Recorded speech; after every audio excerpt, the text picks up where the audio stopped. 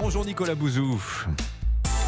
Bonjour Dimitri, bonjour à tous. Alors Nicolas, vous nous avez parlé hier de la faillite de la Silicon Valley Bank. Cette faillite n'en finit pas de faire des vagues. Les inquiétudes montent dans le secteur financier à l'échelle mondiale.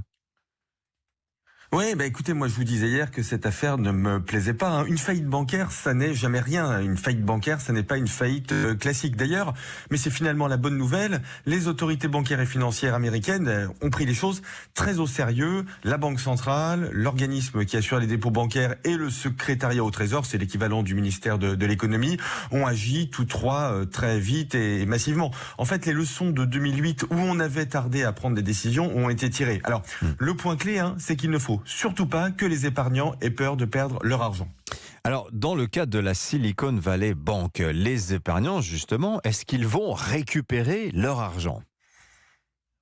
Absolument, et c'est plutôt une surprise. Alors les épargnants, ce sont en fait les entreprises de la Silicon Valley dans ce cas précis qui ont des salaires et des factures à payer et qui ont donc besoin de cet argent qu'elles ont en dépôt. Alors en théorie aux États-Unis, les dépôts bancaires sont assurés jusqu'à 250 000 $. Eh bien, ce plafonnement vient de sauter. Ça veut dire que tous les dépôts sont assurés, tous les dépôts seront récupérés. C'est une mesure qui sera très coûteuse et qui ne sera pas financée par le contribuable, mais par les actionnaires de la banque.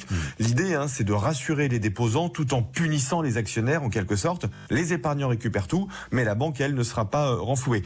Preuve que cette affaire est sérieuse, Dimitri, une deuxième banque qui s'appelle la Signature Bank subit le même sort et une poignée d'autres a été mise sous surveillance. Alors, on sauvera les banques, mais pas les banquiers, en substance, pour résumer. Bon, tout ça, quand même, ces faillites bancaires, la troisième quand même, en l'espace de quelques jours. Est-ce que ça vous inquiète, Nicolas ?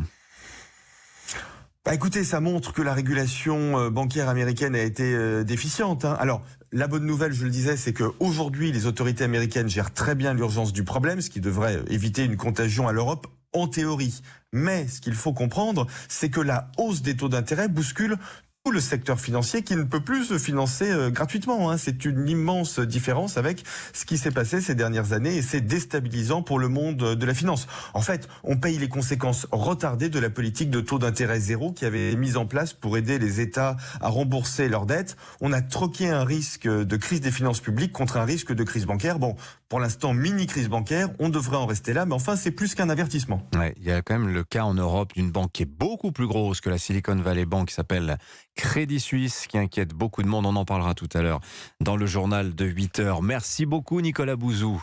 À demain. À demain.